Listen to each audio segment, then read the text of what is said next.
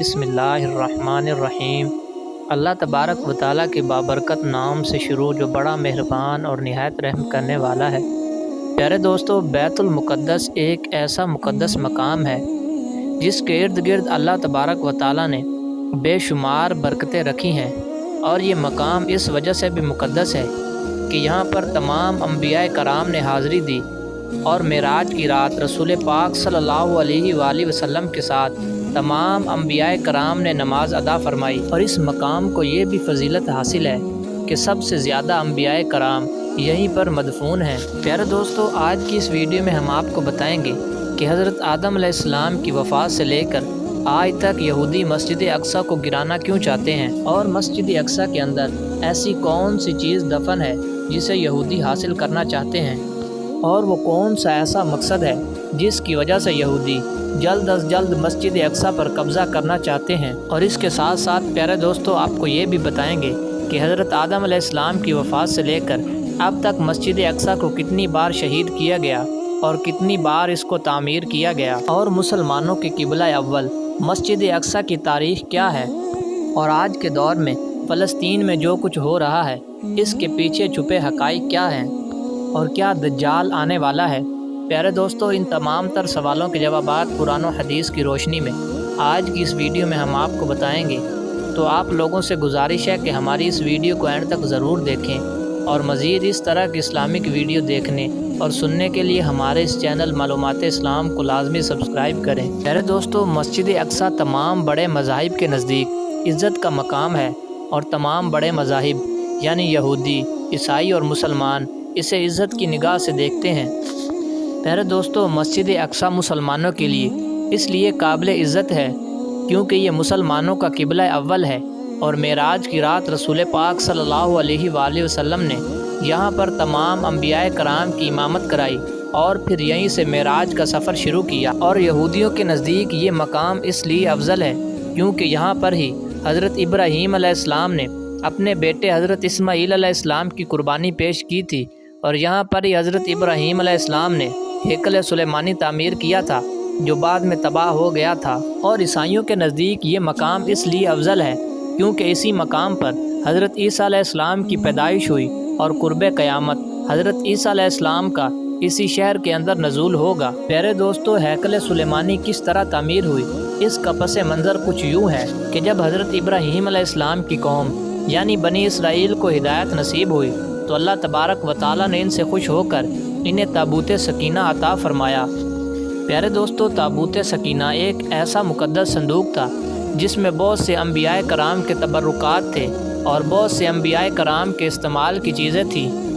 پیارے دوستو، چونکہ تابوت سکینہ میں بہت سے انبیاء کرام کے استعمال کی چیزیں تھیں، اور یہ صندوق بہت ہی مقدس صندوق تھا، جس کی وجہ سے اللہ تبارک و تعالیٰ اس قوم کو ہر میدان میں فتح عطا فرماتا، اور یہ قوم ہر میدان میں کامیاب ہوتی۔ پیارے دوستو، اس کے بعد جب حضرت داؤد علیہ السلام کی حکومت آئی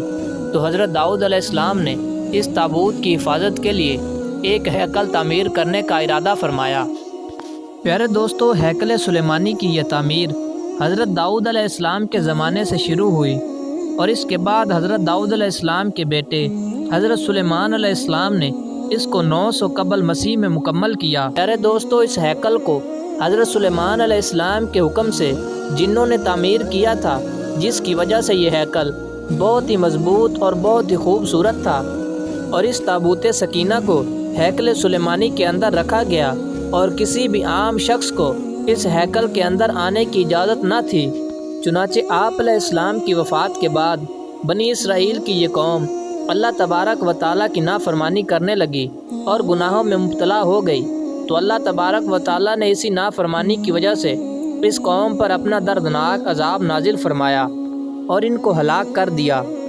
پھر اس کے بعد 500 قبل مسیح میں بخت نصر بادشاہ نے یروشلم پر حملہ کیا اور ہیکل سلیمانی کو تباہ و برباد کر دیا، اور پھر اس کے بعد یروشلم کے اندر قتل و غارت شروع ہو گئی، اور تمام یہودیوں کو قتل کر دیا گیا۔ اور پھر اس کے بعد جو یہودی زندہ بچ گئے وہ بخت نصر بادشاہ کی قید میں آ گئے۔ بخت نصر بہت ہی ظالم اور جابر بادشاہ تھا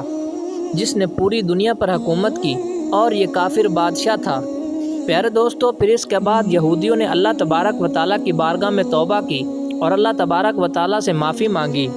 اور اللہ تبارک و تعالیٰ سے مدد طلب کی۔ لہٰذا کچھ عرصے کے بعد ایک سارس نامی بادشاہ کی حکومت قائم ہوئی،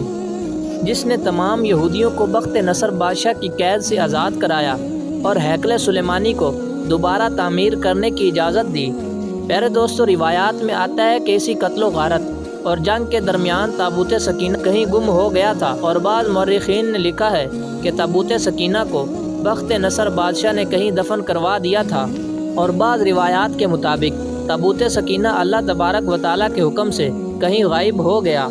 اس طرح جب ہیکل سلیمانی کی دوبارہ تعمیر مکمل ہوئی اور یروشلم میں یہودی آباد ہوئے،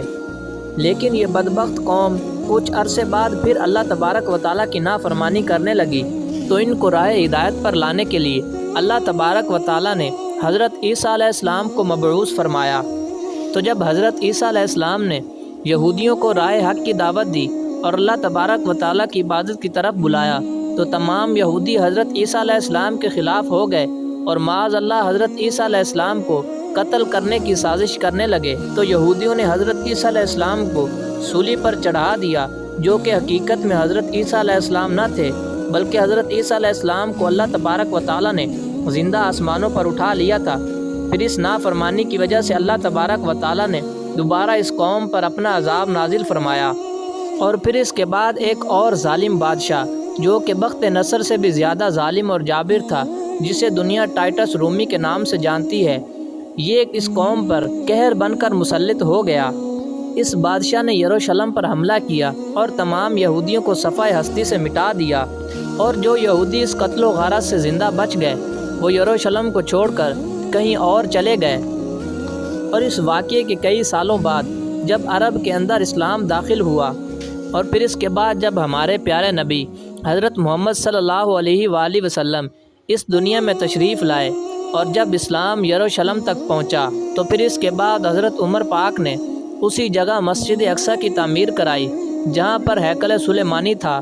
اور پھر اس کے بعد کئی سالوں تک یروشلم مسلمانوں کے قبضے میں رہا،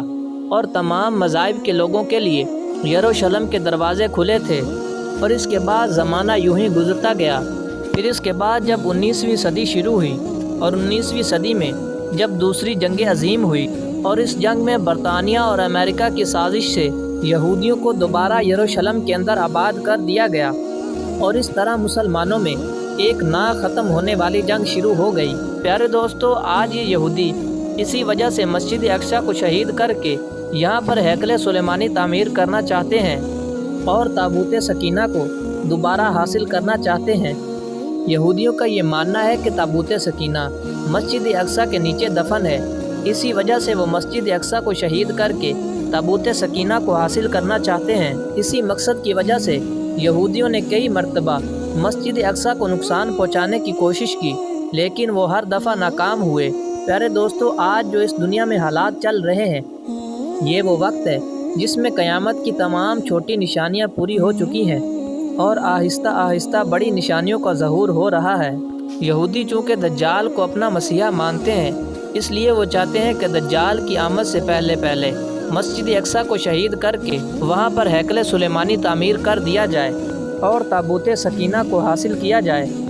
یہودی ایک ایسی بدبخت قوم ہے جو دجال کو اپنا مسیحا اور حضرت عیسیٰ علیہ السلام کو اپنا دشمن مانتی ہے۔ پیارے دوستو، یاد رہے کہ دجال کا ظہور اس وقت ہوگا جب دجال کے پیروکار اس دنیا میں سب سے زیادہ طاقتور ہوں گے۔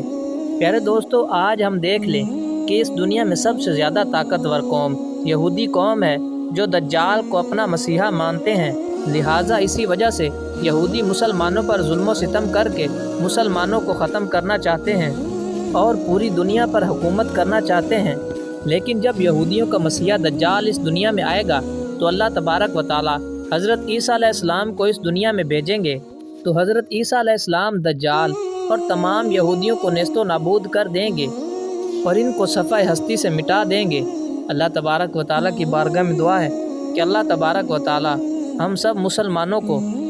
اپنے قبلہ اول بیت المقدس کی حفاظت کرنے کی توفیق عطا فرمائے۔